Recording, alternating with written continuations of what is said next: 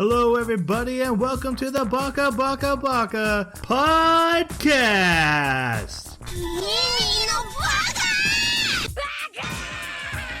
Baka. It's amazing how every time you open your mouth, you prove you're an idiot. Hello, everybody, and welcome to Baka. We're an anime podcast that you probably know that from clicking on us. But what we do is we watch an anime separately. We come together on the podcast and we discuss it in a very book clubby format. We go through characters, we go through the story, we talk about theories. And then we turn our discussion over to our listeners so that they can weigh in on their thoughts, on their theories, correct us what we missed, or praise us for what we caught. That happens like once a year. That's nice. So that's the format that we do for this podcast. Thank you for listening. We are discussing Love After World Domination. And to discuss it, I need the help of my co-host. First off, we have the Black Lion to my Voltron. Jeremy, Oh, there we how go. you doing? I'm doing good. I was wondering if you were going to go with the colors. You're like, my raspberry gelato. I'm doing pretty good. I actually took the time to watch Demon Slayer Mugen Train. What'd you think? Over this last week. I liked it. It was really good. I forgot how great the art is in that anime. Like the way they use line weight is just amazing, and the saturation really, really good. I liked it a lot. The characters were cool. It had a really good, meaningful, impactful conclusion. Those poor kids with the needles. Their storyline is so. Oh yeah. I mean, it fits into any one of those situations where you have characters that are roped into doing something because of a tragedy, and they executed that really well.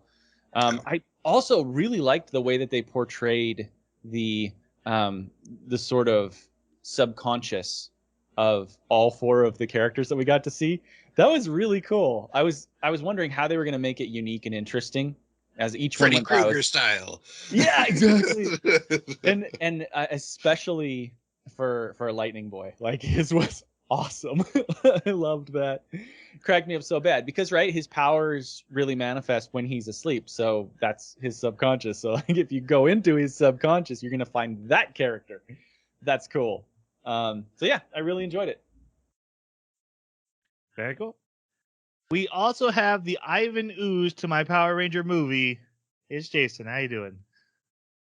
Is that the Ranger? I can't say what color. No, never mind. I don't know. The White Ranger. Were you trying to go for the Key and Peele joke? Yes. Black Falcon. I'm Green Falcon. Allow me to explain. I have. I've been itching for that Elden Ring playthrough, and since I'm so far ahead, I've been having to hold back due to technical issues, and so I loaded up Dark Souls 3 for the fourth time. I get to a certain point, I rage quit, I uninstall the game. I'm so angry, and it usually takes me roughly 3-ish days to get there of play sessions. This time I got to that point in about an hour, and I passed it. And I'm actually a decent ways away, like into it. And it's so funny because there's so many mechanics that just are name replaced in Elden Ring. The things you upgrade your weapons with, the souls or runes, the bonfires or graces. No horse. And the jump mechanic's not really a jump mechanic. It's more of a gimmick mechanic to get from little secrets. But stories engaging. I've been having to look up lore videos to find out who I am and why I'm there. The visual storytelling is just so impressive. Like, I always hear that, right? Like all the Souls games and Bloodborne, they've got this visual storytelling where the characters only give you so many pieces of the lore. Man, Dark Souls does a good job at just kind of presenting the world in a way that tells the story without having to read or hear a line of dialogue. But yeah, that's and Deep Rock Galactic. Been playing a lot of that too. Did you get any deja vu there, Troy? Yeah, I was about to say, Jeremy, do you want to tell him? Yeah. I really thought I'd heard that already. Yeah, Word for I word what you said on Yes, the Spy Family episode. Word yes. for yeah, word. exactly. word for word for like the first half of that. I was doubting myself. I was like, no, it's me. I'm misremembering. I must be misremembering. No. I relayed that story on Sipping's podcast. I think you did it on ours. No, it was ours. Yeah, Spy. No, I did it. I did on Simpings. You may have done it there too, but it might be number 3. Pull it up. We can play it into the microphone. Let the audience hear. There we go. Doesn't matter. You're still playing it, and that's what matters. And Yeah. you added some more flourish to it, so it's fine. Yeah. Yeah, fair enough. Sure. Yeah. My name is Troy. I haven't finished. been doing much. Okay. Thank you. Yeah, here to help. I finished Stranger Things season 4. It was fantastic. Oh, yeah. It was really good. Yep. I started Comey Can't Communicate just to have something anime to watch in the meantime. Pretty funny. Comey's facial expressions make that whole show, but it has been funny. Especially, she's the cutest girl in class, but every time she's in the background, it's just 2 giant eyes on a face, nothing else. Just 2 giant, so big too, and it makes me laugh every time. But I've also started watching the documentary series Light and Magic, and it's the story of the birth of Industrial Lights and Magic, George Lucas's special effects company. Cool. And the first 2 episodes are literally about making the first Star Wars, and it's so cool because George Lucas is like, I want Rogers. What was that old series? Space Rogers. Buck Rogers? Buck Rogers. Yeah, he wanted Buck Rogers, and he wanted 2001: A Space Odyssey special effects, but he wanted them fast because he likes cars and he likes dogfights, and he's like, so I want all that. And every special effects studio in the world's like, that's not a thing that we can do. So he's like, okay, I'm gonna hire this guy who's only done a few commercials before, and when I tell him what I want, he doesn't know to say that's not doable. And like, this guy went to these guys in Berkeley who invented a camera that you could program to do motion. And he's like, yeah, I need that camera, and that's how we're going to do speed. And so they literally invented shooting special effects speed shots on models. And it's crazy to watch them, literally busting open tank kits and stealing 1 or 2 parts and gluing it onto the Millennium Falcon, the original model. It's the birth of Star Wars from just a bunch of hairy bearded guys who were making films in their basements, and because none of them were really big in the industry, but they all knew each other because they were all hobbyists. And so this one guy who did the commercials kept bringing in all these hobbyists he knew, and they knew someone, and that formed ILM, and they made Star Wars. And Fox, every movie company's like, a space movie for kids, that's not Disney might do that. We wouldn't do that. And then Fox did it. Nod to the future, right? Yeah, right. There's actually a couple there. Yeah, it's just really cool to see and how much they struggled to make Star Wars and stuff that is now industry standard, and they've advanced way beyond it. But they were inventing the wheel at the time. It is cool. And now Greeblies are everywhere. The things you put on models. You guys know that story, right? Where he walked in, he's like, the Y-wing doesn't look good, it's too sleek, and so he pulled out stuff from his pockets and started shoving them on the Y-wing and called them Greeblies. They didn't say that story, no. But they took kit parts and that's where Greeblies come from. Mm-hmm. They did talk about how the X-wings and the Y-wings were really sleek before, and he's like, no, I want them to look like they souped up their cars in their garages. That's what I want the Rebel ships to look like, and the Imperials look like they just came out of a box. And then, but of course they got to make up the rules. They weren't like, this has to look like Star Wars. They were making the look of Star Wars. Anyway, right. I'm geeky now. It's been really fun for me to watch. The documentary goes all the way up to Jurassic Park, which is when CGI takes over, right? So that'll be fun. I'm enjoying it. You guys are 100% correct about my story because I mixed them up. I went and saw the Minions movie. Cool. You don't get a second try. Oh, I just did it. What are you gonna do about it? Oh wait, you edited. Edited it out. All right, let's go on to talk about the anime Love After World Domination. This is a comedy romance that Jason picked. You heard that correctly. Jason, what do you think of Love After World Domination without any spoilers? It's non-spoilers. Right. I am so conflicted. You know, I think I don't remember exactly which one it was that first sparked my interest, if this could even be done. But like the whole bad guy, good guy teams, they've got somebody on each team that they end up finding each other on the battlefield and they fall in love. What'd you call it? The Romeo and Juliet interest. Yeah. And so it's been done poorly, in my opinion, quite a few times. And so when I saw this on the list of anime, I was like, you know what? I want to see if these guys can do it.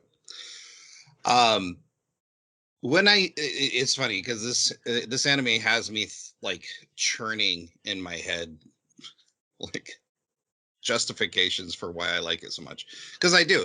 And like on paper, it's just not something I would want to go investigate and go enjoy, but after watching it I found myself fully enjoying the experience. Lots of good laughs. My wife even knows, like, I don't like rom-coms, but this was something that was engaging, and Jeremy was like, oh, I don't know if you're gonna want to binge this one, and I couldn't stop watching them. Like, I had planned out, like, I'm gonna watch this many episodes, on this day, on these days, and I ended up just like one day watch it all. So yeah, I can't wait to dig into it more, but I really enjoyed myself. All right, Jeremy, what do you think? I'm kind of in the same boat. When I first watched episode 1, I was like, oh no, this is gonna be so bad. Yeah, I was even like, I wrote up on the chat, Jason, don't watch all of these at once. I don't think you're gonna enjoy that. Like, split them up. This because I know when you first picked it, Jason, I remember that you were thinking, this is gonna be a second take at it. Maybe they're more adult. You'd have more of an adult relationship. I know that you were trying to go for Love is Hard for an Otaku, right? And so when episode 1 went through, and it made it very clear that this is not like college age characters that are having an adult relationship. This is very much the teen romance, the innocence, the first time experience in everything. And so yeah, so I was like, oh no, this is gonna be rough. But by episode 2 and 3, I really started enjoying it. The parody is on point. It's very good at spoofing. If you have any history at all of like watching any of the Power Ranger stuff, which I kind of do. I was on the edges of it. Like, my parents hated it, and so it wasn't something I was allowed to watch. But I got in a few episodes here and there, and so I recognized a lot of the things they were calling out. And I'm sure that there's the formula that they're pointing at is probably more on like the Super Sentai, right, and other ones that I'm not familiar with, but I definitely saw what they were playing on for Power Rangers. And so with that context, it's very funny. They land their jokes well. It's really cute. It's very heartwarming. It's good. I liked it. Red Ranger and Rita getting together, basically. Exactly. That's what I put. That's what I put in the description of on our website. Is this just Red and Rita? I also just enjoyed it. I found this would be the perfect anime for a palate cleanser. We weren't really in a place where like we had watched like really heavy dark stuff and we needed a palate cleanser, but this was still, it's very light. It's very refreshing. I'm describing it like a snack because it takes itself like a snack very often. A gelato. It's like a refreshing gelato. Maybe with some pistachio in it. Peace. Yeah, it's not deep. It's not trying to be the best anime ever. It's not trying to, break animation budgets. It's just fun. It's like the word that kept coming to me. It's earnest. Like, yeah, it's a little sickly sweet watching these couple fall in love sometimes. Very much like watching, like, you have a best friend, they start a new relationship, and you're like, oh my gosh, yeah, yep, we get it. She's great. We get it. Yeah, I mean we've all been there, right? Yep. But it also harkens back to when you were in that stage, like, oh yeah, but guys, she is the best. So it's a little sickly sweet, but the characters are very earnest about their feelings. It didn't go too heavy into melodrama. It just really enjoyed exploring two people who honestly loved each other, falling in love, and starting that dating process for the very first time. Which is refreshing. Usually we see the build up to the dating, and we don't get a whole lot of exploration of the dating phase. So that was kind of cool to see. Still a little overly naive and sweet for my taste, but it didn't ruin this anime at all. Mm. All right, what do you guys think of the OP in the closing? OP I wasn't a huge fan of, but it was okay. The ED, I don't know, something about the animation style difference and the song I just liked better than the OP, but they were both fine. Yeah, I thought this was a special anime that was like trying to do something really interesting by not having an OP and ED, because where I happened to watch it, I never saw one. So I have no idea. I'm sure they were great. Fair enough. Doing that, they were fine. They were both fine. They were both serviceable. I didn't really like the OP. Really focuses on the battle between Gelato 5 and Gecko, the good guys and the bad guys, and not a whole lot on the whole romance stuff, and almost felt a little misleading in the visuals, and telegraphed a lot of the finale. Like a lot of the finale, the final episode was in it, and that kind of bugged me too. And the was fine, and they do in the final episode. They play the OP song, and I like that. So Jeremy, you did hear the song one time. Yeah, and I was wondering what the heck that was. So that makes sense now. Yeah, because it didn't quite fit the scene either. It wasn't No. like high momentum. It was almost too bubbly. Yeah, you're right. Yeah, I was like, where did this come from? All right. Before we go to our spoiler section, just so those of you who do not want to hear spoilers, our next anime is Tomodachi Game. This is a psychological thriller tactical anime. I was getting Danganronpa, but with a more serious tone than the silly tone, and where like people are dying and having to play a game. But that's really all I know about it. Jeremy, is your pick? Is there anything else I'm missing that you want to add? Nope. I just thought that after all these really nice, sweet anime, we could go for something dark. I was honestly like, oh, that's a great pick. Thank goodness. Yeah. Would you like to play a game? Exactly. Yes. Summertime rendering, still waiting for it though. It's my new anime obsession, and it's just Disney Plus bought it. Yay! Oh boy. Hooray! Well, I'll still be able to watch it. Yeah. Avenues. You can watch it now. I can't. Yeah. I have to wait. All right. Well, we'll wait till everyone can watch it before we do it on the podcast. Sure. All right, spoiler section. So if you don't want to know how two people falling in love turns out, this is the part where you would abandon the show. Let's just say there's not a lot of surprises in this anime. Yeah, but it's not twisty or deep, but yeah, we are going to be revealing spoilers at this point. All right, so this world, if you've seen a Power Rangers, you very much kind of understand what's going on. We have a good guy team who are based on gelatos and flavors of gelatos. There's cherry, soda. Lemon, there's soda, strawberry. Oh yes, you're right. It's strawberry, pistachio, Very important. and Lemon. I And said peach. lemon, peach. Peach is pink. That's what I Oh, okay. peach. So yeah, so just so if you're like, oh, this is a serious anime, maybe you somehow got into this and thought serious, like they're announcing like, I'm the flavor of Christmas. Yeah. All right, I Really? guess. Yeah. All right. Soda, the flavor of justice. Sets the tone. Uh-huh. And they fight against Gecko, which is an evil organization, which is they have faceless minions who by the way, are like regular humans who live in a dorm and stuff, but as soon as the mask goes on, they're like, "Blah, blah, blah, blah, blah, blah." Yeah. Gee.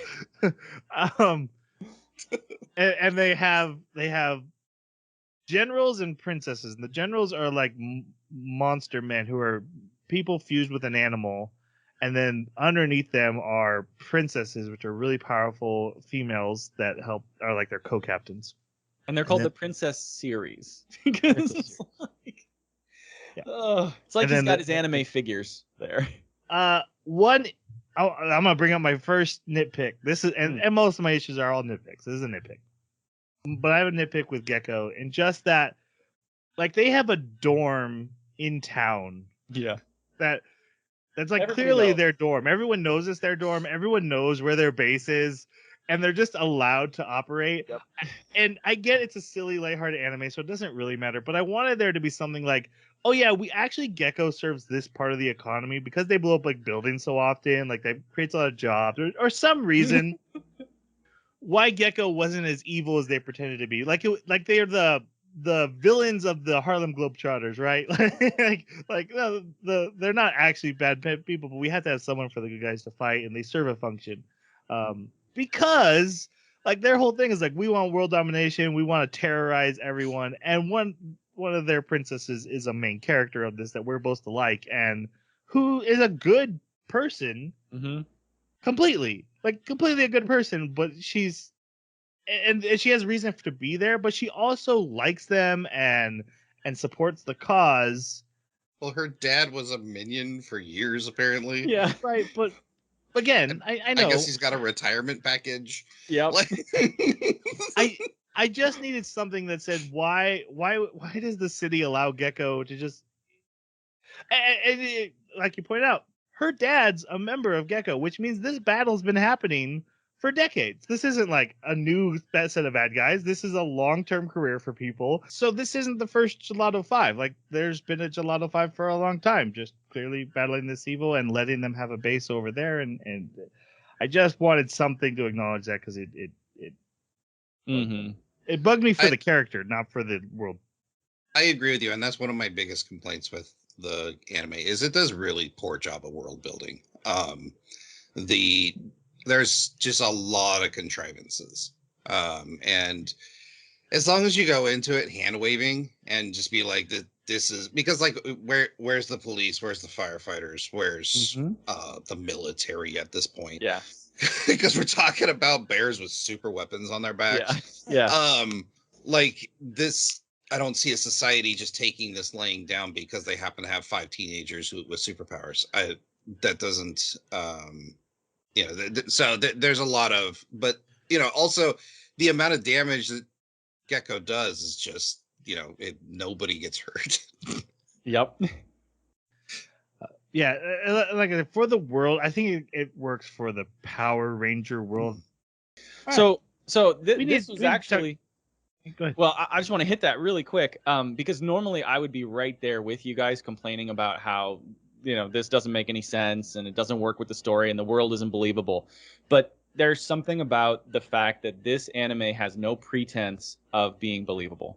Like everything that it does is absolute shtick, parody, joke. I mean, it puts the girls in high school with the Power Rangers. Like they're all going to the same high school, and like it is so contrived from the very beginning. And so whenever there would be situations like this, I just kind of took it as this is a comedy skit. The world, there's no way this world is real.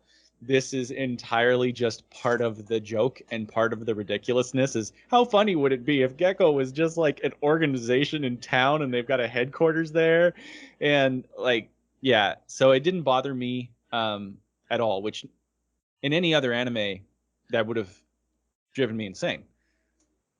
Yeah, So. and again, my issue isn't with the world itself because it is a very silly world.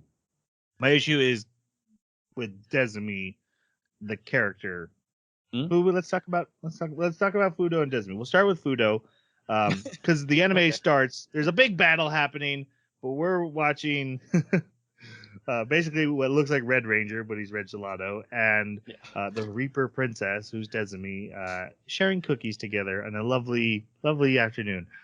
So Fudo, he's Red Gelato. What do you guys think of him, our first main character? I did love the role he played for a couple reasons. One, I like that they took a nod to the idea that if you've got this super powerful ranger, he's probably a meathead. And they took that to the extreme. Like, he doesn't know anything unless it's in relation to like anatomy and building muscle. And insects. The power of insects. Right. You know, I want that book.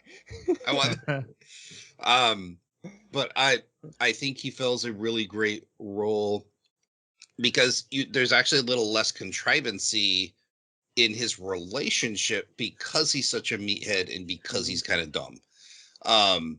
And that actually makes the relationship a little more palatable when he makes some of the really dumb decisions that he does, because he's 100% like not just inexperienced, but because he's focused so much on bodybuilding, he hasn't even bothered to look outside his sphere to see how these things might be done.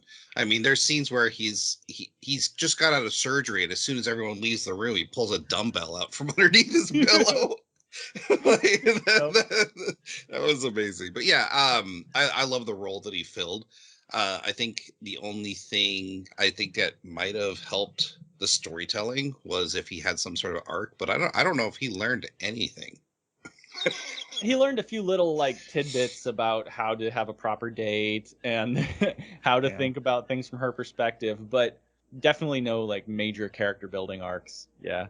I loved him. I thought he was really entertaining. Some of his perspectives on things were really funny. The fact that he was always getting advice and he just took that advice from wherever he got it. Like, he got some advice from Yellow Ranger right away. I think in episode 2 or 3. And it turns out later it was bad advice, and it was almost joke advice because she calls him back and regrets it. But you know, he's very naive, and like you said, he's very focused on one thing that he cares about, and everything else he just doesn't have much experience with. And but he's the best fighter. I also really enjoyed the fact that when we get kind of a flashback to I don't know if it's genuinely their first encounter or if it's just the encounter where he professes, you know, what is it, where they confesses to her, not professes, but confesses. And I cracked up because like she does this kick where she turns around and kicks him with both legs, and it's like he just has this butt shot of her in her risque outfit, and then he's like, I have to tell you something. I love you. I was just dying. So yeah, he's a very, very manly man. It's funny. I do not mean this as an insult, so I hope you don't take it away. But in the very beginning, he's like, my research has shown that new couples hold hands at this point in their relationship. I said, is this about Jeremy falling in love? These are the proper steps we must take. He's very analytical, so he shares that with you. But again, he's earnest. He truly does love her. He's great. Also, so I watched English dub, and he has some of the greatest line deliveries in the whole anime. He's very just when she gets mad at him for something and she like suplexes him, and she realizes she's wrong. She's like, I'm sorry, and he's like, no, it's fine. Great suplex, by the way. like just completely deadpan, very quickly spouts it out. Sub. Oh yeah, that's interesting. In the dub, there's a couple times, like the one where they need someone to infiltrate the base, right? And he goes, and he hadn't seen her in 2 weeks, and they just show him walking through the hallway, and he goes, yippee.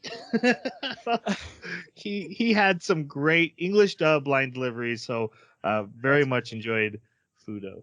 So cute. He definitely did that in the sub. Maybe I just missed it, but I don't remember those things. I loved that great suplex line.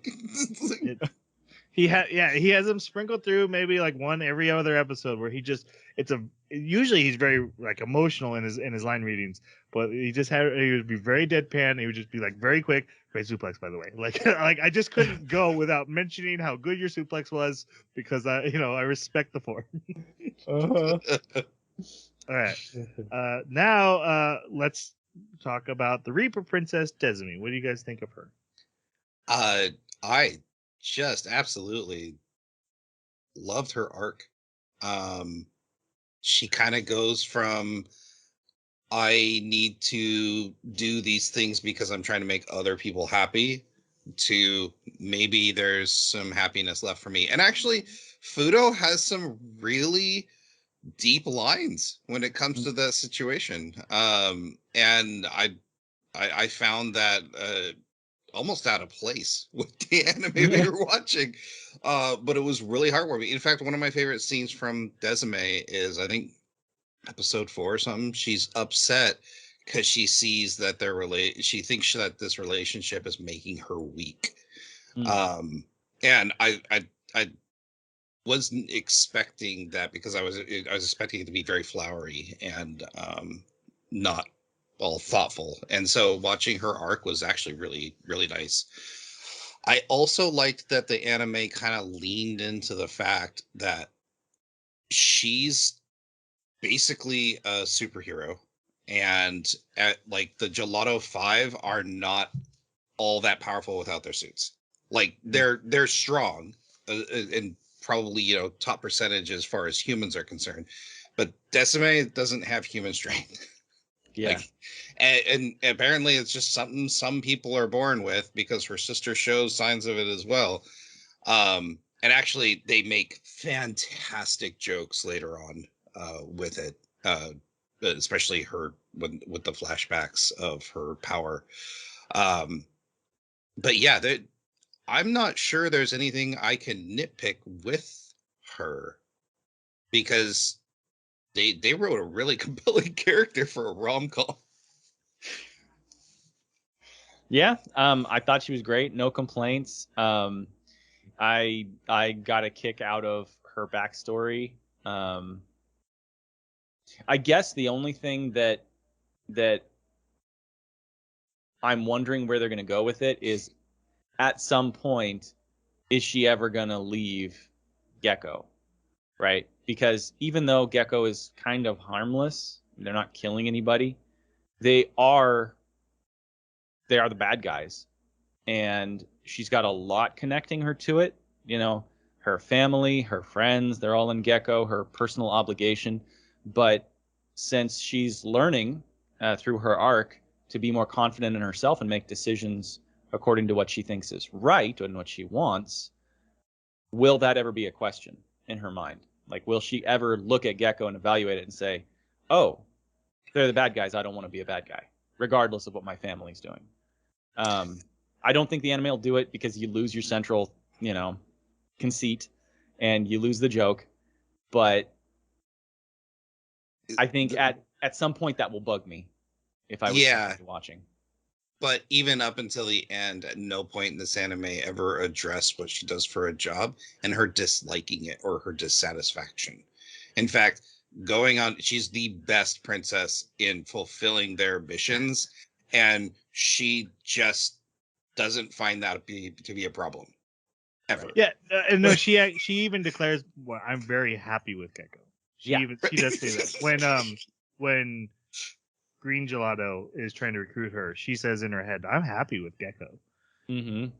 But that's what I mean. It's like she doesn't behave that way that she does in Gecko when she's at school, right? Like, I know that in some of the flashbacks, she had a bit of a... does. And not really. Like, she's got 2 friends there that are just regular girls, and if she behaved like she does in Gecko, when she's on her missions, I would assume that on the she'd be missions, hostile to them. Yeah. When she's in the headquarters, she seems to be the same girl that she's at school. Yeah. Yeah. I'll be honest. I agree with you. I just feel like there's a disconnect between the idea that she's supposed to be this villain, and she herself is like, "You want to see a villain? I am evil." But those are just words you're saying. When everything you're doing is not. And that's kind of the same for Gecko. Like, we're doing world domination. Let's go to the beach. Right. Yeah. There's a disconnect just between to make the concept work. Mm-hmm. And yeah, I again that's kind of what I was getting at. That's why I want Gecko them to be like, yeah, Gecko actually serves a useful purpose in the economy or something. Yeah. Even though they So are the government just bad puts guys. up with it. Yeah. Yeah. Yeah. It would be better. They're the bad guys. It's good for the population to root against them, but they are a necessary evil that someone has to do it. Then that would be like, oh, okay, there's a reason why she would go through with this and be a part of Gecko, because she is serving a greater good by being part of the bad guys. Yep. And I did love the contrivancy of, we're trying to bore this monster, but to do it we need negative energy. So if we kill people, they're not giving that negative energy. Yeah. So we just have to scare them. So it's like, it's Monsters Inc. But yeah. Yeah, or terrorism, which is Same thing. Yes. Right. You guys have already mentioned her arc. I just wanted to say I absolutely love her arc. I love the idea that we're watching this romantic comedy, but really it's about this character learning to love herself. And thanks to someone loving her, that she's able to love who she truly is. We watch her go from people think she's just the meanest, scariest, feast on bear meat, drinks the blood of things, to I want to go shop for berets. And it's not that it's about the berets. It's about that's what she wants. And she's finally learning to care about herself. And it's because someone else has cared about her and is opening that up for her. But my one nitpick was, I would like to see her not need Fudo anymore to have that self-confidence and self-love for herself. That she can she's reached a point where she's not dependent on him to be the person she wants to be. That would really ruin the central conceit of this show. Right. Yeah. And I don't know how you get there, because I don't want them to break up and ruin the relationship. But at some point you do need to show that her arc isn't entirely, she isn't codependent and entirely relying on one person, because that's not really an arc. That's just someone changing you. I want to show that she has grown to a point where she could do this on her own, but still has Fudo there. But I enjoyed their relationship. I wonder if it can be shown without something quite so drastic, right? Like, I wonder if it can be shown without her actually, I know you said without them breaking up, but I wonder what that would look like. Yeah. I don't know. That's a great question. And maybe it's not possible to do within the concept. But I do think it's important for the character's growth that there is one way. Public acknowledgement of their relationship. Yeah. Or Fudo dies. Oh God. No. Wow. That's the first time Jeremy's ever said that about a character dying. Yeah. Exactly. Well, it's just the conceit Mark of the show this day to feel alive. in Baka Baka Baka history. Yes. A death I will not condone in anime. No, yours is better. Yeah. All right. Let's go on with plot then. So we see a little bit of this date. So this happens throughout the whole anime. Whenever there's a battle between this team from Gecko and Gelato 5, it's really a date for these two. They sneak off to have a one-on-one battle because they're bitter rivals, and they actually just go sit and enjoy themselves. It's so dumb, but it's good dumb. It's good dumb. It's so dumb. And this is the scene where he's like, "Hey, I've done research. We should hold hands." She's like, "Whoa, we're way too early for that." He's like, "Actually, research shows second or third date is when the hand holding begins." See, now if this was me, I would skew the research. Is what I'd be doing. The research says we should be doing it now. Forget what the research really says. They get caught by Blue. I think Blue peeks his head over to check on them to see, hey, are you doing okay up here? And they instantly pretend to be fighting, but with their hands locked. And then he leaves, and they're like, "We're holding hands." It wasn't that hard. What's he gonna do when she gets him in a leg lock? She sat on his face once. Exactly. Yeah. In that outfit. Uh-huh. We then go to a flashback of how this all started, and Reaper Princess is pretty new to the Gecko forces, but it does sound like they've seen her a few times now. But they have a meeting, like, hey, this new enemy's been showing up. It's Reaper Princess. She's very powerful. And then they get called to another battle, and Reaper Princess is there. And then after the battle, and Red Gelato fights her himself. And then after the battle, he's doing an extra workout because he's got things on his mind. And Dr. Gelato, Cold shower. yeah, Dr. Gelato, who's in charge of the Gelato 5 and looks like Dr. Wily or yes, it does. 100% Wiley. Yeah. Yep. Is like, hey, what's going on, Fudo? What's on your mind? He's like, oh, I have a crush on someone. He's like, oh my gosh, you have a crush on someone. That's amazing. You need to tell her. You need to get those feelings out. And he's like, well, but there's some complications. He's like, don't worry about it. Doesn't matter. You tell the person you care about, no matter what, you deal with it. And he leaves, and he's like, I'll bet it's a nurse. I like nurses too. He pumps him up so much he doesn't allow Fudo to actually say, yeah, it's the bad guy. Yeah, it's the bad guy. Yep. Yep. So Fudo contacts the Reaper Princess and asks for a one-on-one meeting. She thinks like, oh, we're gonna settle this once and for all. And he's like, no, actually, I like you. And she's like, no, you can't like me. I devour bear meat. He's like, no, you like this snack and this snack. And she's like, how could you know these things? He's like, I follow you on social media. I comment all the time. I'm protein man. I'm protein man. And she's like, this is insane. It'll never work. He's like, yeah, but give it a try. And she's kind of resigned. What we get is she's resigned herself to, I'm a villain. No one's ever going to love me. And so she decides, okay, I'm going to go with this. Someone loves me and agrees that they will start dating. This was weird because I was thinking, what is wrong with her? Like, why does she think this? like, look at her. She's powerful. She's attractive. What is it that has messed her up in her history and made her have such horrible low confidence? Like, I mean, that's answered later on, but it is. Yeah, but at this point, I was like, point. this is unreasonable. It was my thought at the time. They both agree they don't know. She's like, I don't know how to date. He's like, I don't either. It'll be fine. And then we see them on their first date, and she's showing pictures of the cat.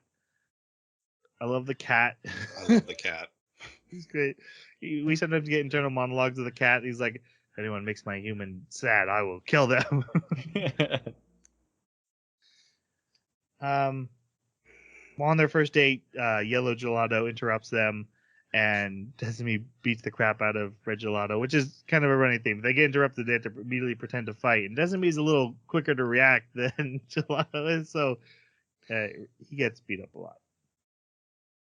So it's basically a normal relationship. Yeah. And yeah, that's how this whole thing kind of starts. We see them again in another battle. This time, I love how they made fun of like where the Power Rangers always fought, so they could have the special effects going off. So they're always in rocky terrain or abandoned warehouses. So they're at like these old shipping docks, and they find a place to go hide away in the shipping docks where the helicopter reporter and news team can't see them. But she won't sit close to them because she's worried about being stinky from the battle. What's really hilarious is it's never explained how they have this system or how the system works, but they have this screen that shows, super weapon, or like, Gecko is like in this location. It's like, how do you know where they are? Mm-hmm. and then they always show up, and it's always like a line of bad guys versus a line of good guys. Yeah. Monologuing at each other. Yeah, it's so Rangers. Yeah, and they always do the transformation, and the bad guys just sit there and wait for the transformation speech to get done. 4. I was really hoping at the end when they did that, they would play the joke of "you guys are taking too long" and they get hit. Like that would have been great. They take a selfie together. But afterwards, after the battle, Yellow finds them, and so Desmi plays dead. And so Yellow's like, okay, we have to do an interview, and they're asking Fudo, like, what do you think about the Reaper Princess? He's like, oh, she's fantastic. She's so powerful and so, like stuff you could say about a villain and who's your rival, but obviously, like, I'm obsessed with her. But then they Do start you have a girlfriend? Yeah, they start asking if he has a girlfriend, and Yell's like, hey, I mean, he would never have a girlfriend. They're like, oh, let's hook him up. And Desumi gets kind of upset about this, so she wants to go on a real date. And so Fudo goes home and Googles what do you do on a real date, and Gets overwhelmed. Yeah, it's Misaki is the Yellow Ranger. She shows up. So he's in high school, but she's clearly an adult because she's always drunk. She's always drinking, and she comes into base drunk. And she's like, "What are you doing?" He's like, "I'm researching a date." She's like, "It's easy. You just find something you both like and you go do it." He's like, "Okay, I can do that." So they go on their first date, and she shows up in this nice, pretty dress, and she's so cute. And he's like in shorts and a tank top with a backpack. And he's like, "Let's go on the date." And he takes her to the gym, and they have to do a big workout. Then they go for a run, and then she's like, "Okay, are we gonna go like eat at a restaurant?" And he's like, "I brought protein bars." And then after eating a protein bar, she leaves. Oh no, she didn't She's even like- eat it yet. She just She's walked like, I'm off. gonna go get a drink. Oh, I thought she took a bite. She says she's going to the maybe she did. bathroom. Yeah. Oh, that's right. I'm going to the Yeah. bathroom. And then like he sits there for a long time, and then Misaki calls her. yeah, Misaki calls him, and she's like, "Hey," and she's drinking in a hot springs now. But she's like, "Hey, remember when I told you about dates? That was all wrong. You need to dress up nice. You need to not talk about anything weird." And he had Calls brought out up like literally insect. everything he's done wrong. Like, Yeah. don't wear a muscle t-shirt. Get a reservation for a restaurant. And he's like, "Oh God, I screwed this up." And she hasn't come back, so he goes searching for her. And he's like, I ruined it. I blew it. She's never gonna date me. And then she comes back with 2 drinks, and she's like, "Yeah, those protein bars are really dry. I figured we could get drinks, but the line was really long." And he's like, "Hey, I'm sorry. I ruined this date." And she's like, "I don't know what a date is. You don't know what a date is. It's fine. Just be yourself." And she actually enjoyed all those things. And she comes back. She's like, "So what insect is the strongest if it was giant?" I love that. Which is clearly the ant. Yes, clearly. I just figured we both liked training, so that'd be a perfect date. Yeah. She does the, I'm just happy we were together and doing something, and it was really cute, and maybe overly cute, maybe just right, but again, it's your personal taste, but I thought it was cute. Yeah. They are about to kiss, and then they get an emergency call and have to go off to a battle, but they're both very distracted during the battle due to enjoying their date so much. Do you guys want to talk about any of the other gelatos? Yeah, we have Pink coming up because she has a storyline, but if you guys want to talk about the other ones, this is a good time to call them out. I think we could probably just kind of do the thing I liked about this character shotgun round, because they're not super important to the story, but they kind of are, and they all have their own great moments. So yeah, we'll start with Blue. Yeah, hilarious. Blue is awesome. He's the worst, and I love that he's the worst. Yes. He tries to be a celebrity, and it immediately gets hit by just every woman he hits on, and then the masses of girls that do follow him around, he ignores. So he's just such a narcissist, and he's amazing for it. Yep. Yeah, those kind of characters always crack me up, and especially like how in an anime like this where you have Red Ranger and Rita Repulsa, basically, you kind of wonder what's going to happen to the other Rangers. Are they all going to just sit in the back and none of them are ever going to have their own relationship that's like playing second fiddle to the lead? I think there's going to be some. And so what the anime decided to do with Twice having him go after the Beast Princess, I think that's foreshadowing that there's actually going to be a relationship there at some point in the future. And I love it. I think it's hysterical, because what is she always saying? She's always saying, "Oh, nobody ever likes me. Nobody's interested in me." And he clearly is. and I think that's a really funny match to see. So yeah, I loved the Blue Power Ranger. He was probably my favorite because of how absolutely ridiculous, over the top he was, and the kind of persona that you would see discouraged in every single Power Ranger and like Super Sentai type story. I liked him. I just felt he was very underutilized. I feel like we could have got a Yes. lot more mileage out of his character because of all the things you've said. Yeah. All right. Yellow. Yellow was really funny. She was kind of the oldest and most wise, but also the most irresponsible. Yes. And it worked really well because, in moments where she had to be responsible, she was still kind of silly about it. And then in moments where you think, oh, we're just getting together for a meeting, she's half in the bag and she's got a beer. So it worked out really well. Yeah. I remember when she first showed up on the screen. So I guess I must have seen the OP once because I remember her being shown in the OP. I think it was probably episode 1 or 2. And I thought, what's he going after Decime for? What about Yellow? Look at Yellow. And of course, Some fan service shots, yeah. Yeah, clear fan service shots. And she's at that point, it's also very clear that she's an adult, not like Pink, who, is very interested in Red, but is, I think, like first year or I something. think they're all 17, or well, the Pink, Red, and Decime. I think they're like 17, 18, somewhere in there. I think Pink is in a lower grade, but somewhere in there for sure. She's at least in high school with it. Yes, she's in high school for sure. And so yeah, so Yellow was, but then when I saw her personality, I was like, oh, okay, I get it. Great fan service, and I always love the drinking female character. They're great. Green. Pistachio.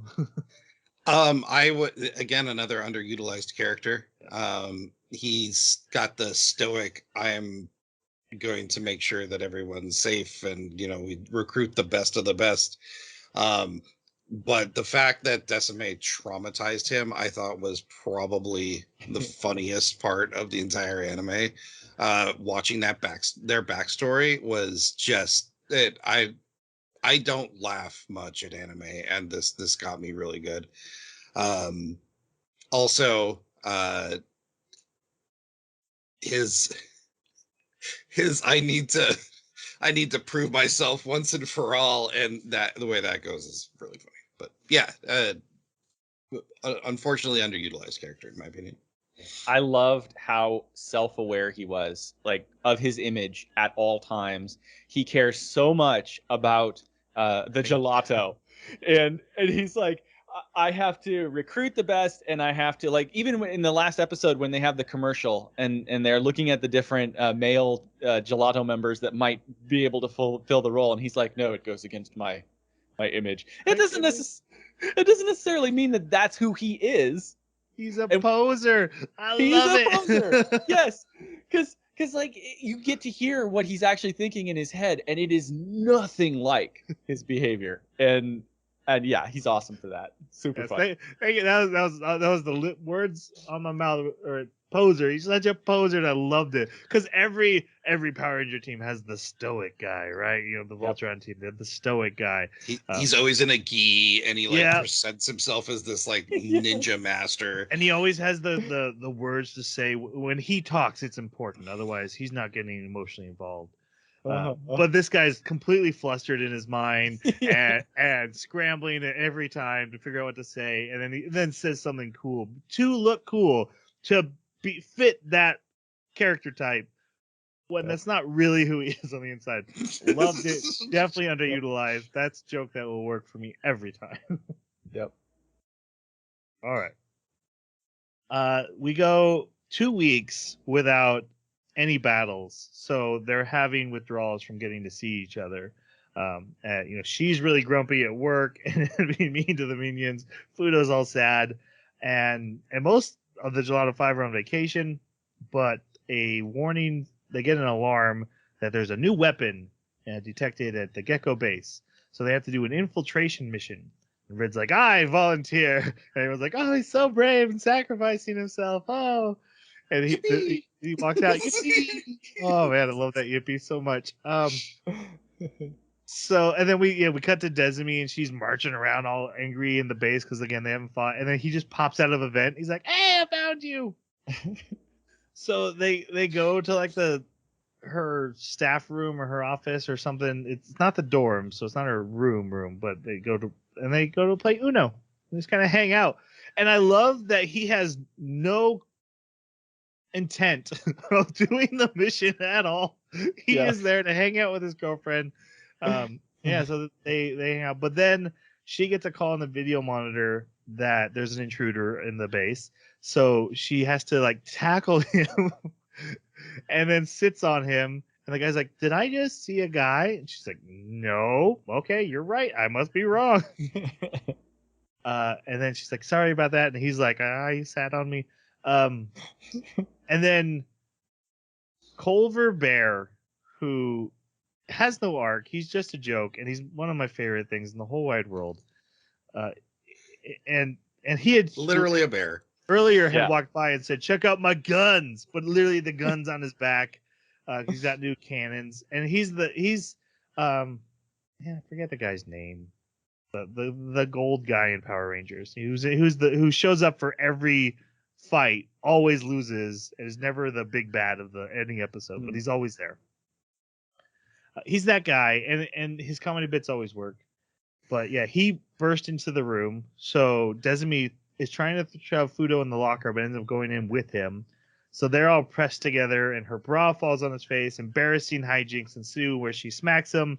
He flies out, hits the bear, who falls down, and his guns go off, destroying the base and the new weapon. Mission success. And it's all the bear's fault. And the bear has to fix the base. He's outside with a hammer trying to put it back together. That was good. That bear is amazing. Because of this, Fudo gives his phone number to Desmi. She calls his house. His mom picks up. I love his mom. She is so funny. And then so she's like, maybe you should just get a cell phone. He's like, okay, I don't know how to do that, but I will. And then we get a Gecko meeting where they talk about how they're collecting negative energy to birth monsters. And they're looking for ideas. And so we kind of see some of the other princesses. And so this is where we want to talk about Beast Princess. This is her first. She considers herself the rival of Reaper Princess. But because Reaper Princess is so awesome at her job, she is, but she's also mostly just dating. And it's just working out for her. Anyway, what do you guys think of Beast Princess? I didn't like her at first, but like, she's in the anime quite a bit, and she just grows on you really well. There's a moment where she's like, I don't want to be your friend, or I'm not friends with you, but she keeps getting pulled into these hijinks. It's like, why am I here? Yeah, she's kind of the angry, or at least puts on the front of, I'm the angry big bad guy and you should fear me. But in reality, she's having fun. And so, and she keeps tagging along, even though she pretends to hate it. So, she's great. Mm-hmm. I think, like I was saying before, I think that she's gonna play into a more important role in the future, as far as like secondary relationships with characters. It would be funny. But also some of the scenes that really cracked me up had to do with her perspective on things that were going on. So for instance, when they were at the beach and like she had everything in front of her, all the evidence she needed to put together what was really happening, but her framing inside her head was so strong that she knew. Smashed his head open. Yes, exactly. She's torturing him. Oh my God, she blew up the submarine. And so she's very, very funny for some of the jokes that they're pulling. And she's also an important key component to be able to diffuse situations or deal with things that they create through their crazy storytelling. So yeah, I get a kick out of that character. Yeah, and she's the tsundere of the Mhm. story. She's like, I don't want to be friends. I don't even like you. Yeah, I'll show up at your slumber party. Yeah. And then complain, oh, I can't believe this is a slumber party. You showed up in your pajamas. Well, it said to, so I had to. Like, she's clearly lonely, clearly wants to be with friends, and that's where all her anger comes from. And she uses that as a veil. Kind of a tropey character, but we're very much works in the context. And I'm shipping her in blue. I'm doing it. Yeah. Let's, I think let's she also crack has open that iceberg. I think she also has a body complex. Yeah, well, Yep. Yeah. with the way everyone else is drawn in this anime, I probably would too. Yeah.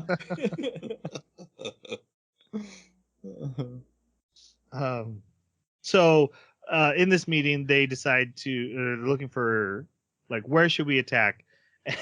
and Desumi's like, ooh, a park. Thinking of romantic places to meet Fudo, and so she suggests an amusement park eventually, and they're like, oh, that's a He good calls one. her out on that. Yeah. Like, stop Yeah. suggesting dating spots. Why dating spots? But the amusement park is a good idea. We should do the amusement park. There's a lot of people there we could scare. Yeah. So she texts Fudo, "Hey, we're gonna go to the amusement park. Be there, so we can have a date there."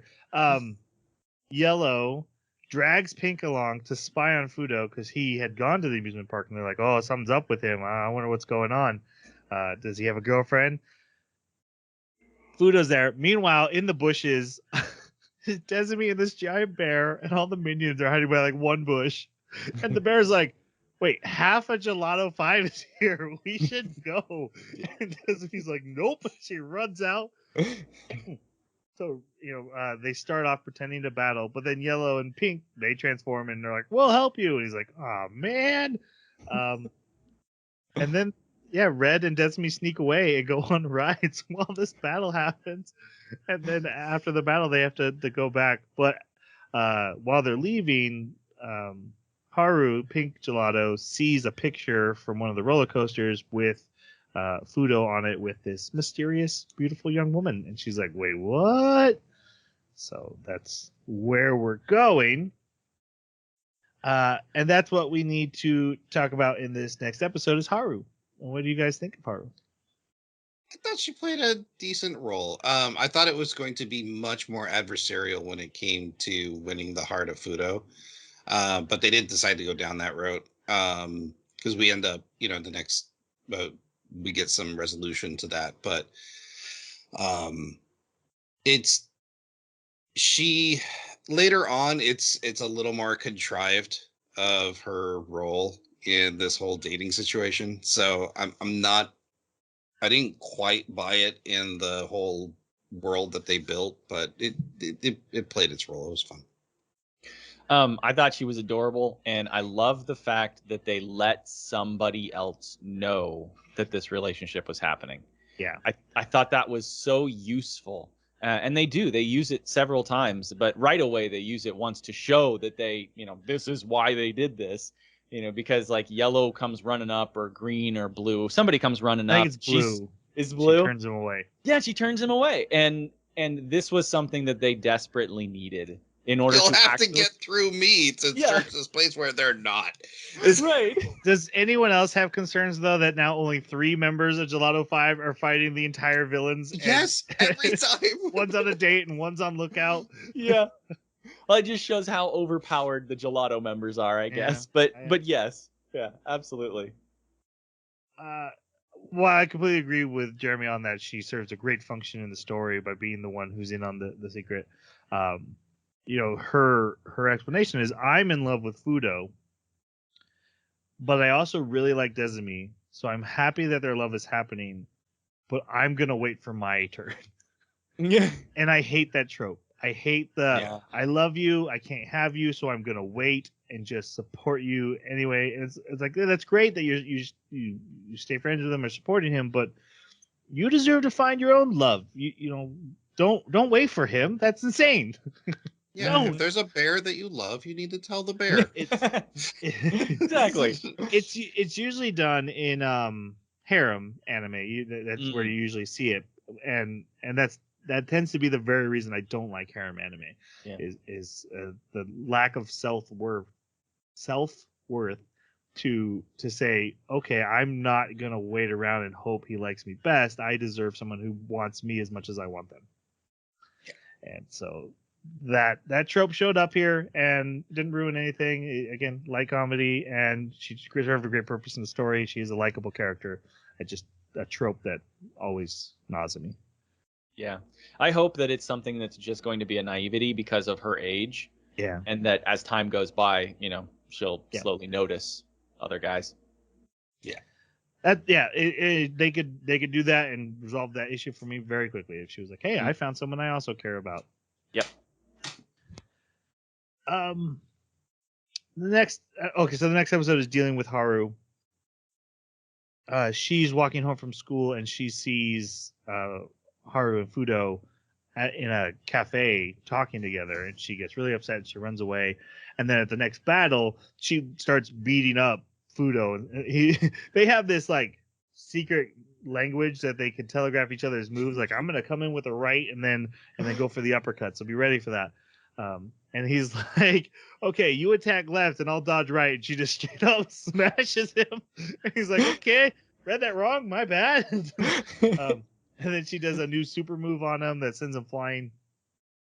And eventually he's like, is something going on? Do you want to talk? And she's mad. And she's like, I saw you with another girl. He's like, I would never do anything. And she's like, I know that. That's not why I'm mad. I'm mad that I'm jealous that you got to be in a normal situation with a girl that we can't have this situation. And I got to tell you, I was very happy for this because again, it'd be a trope. You'd just be like, I saw you with another woman and I instantly hate you because I instantly assume you're the worst. She knows he's a good person who would never do that with her. He never would. I love that. Thank you for that. That was great. Yeah. Her anger is just jealousy of what she can't have, and that she wants to be in a real relationship situation with him where they can be themselves. But she still takes it out on him. Yeah, it's great.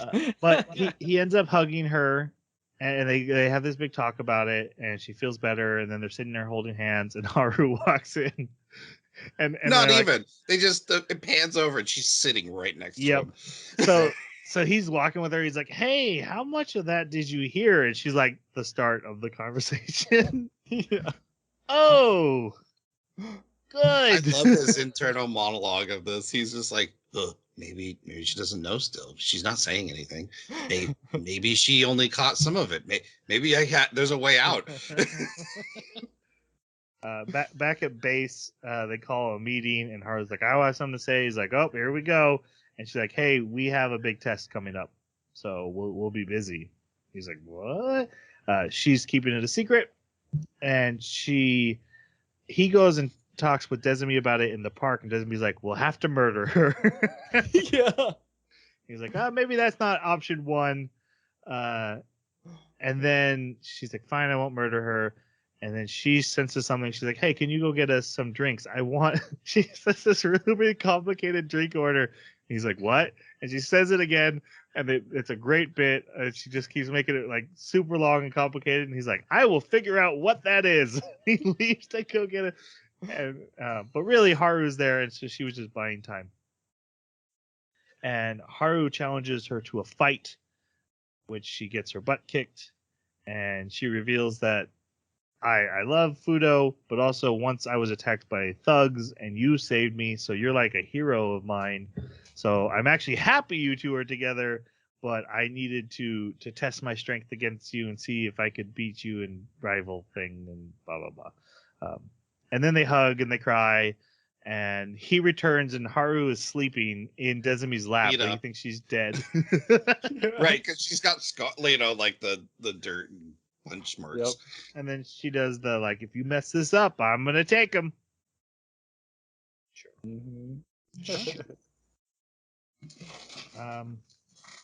All right, and then back at Gecko, it's time for evaluations, and Reaper Princess is winning easily.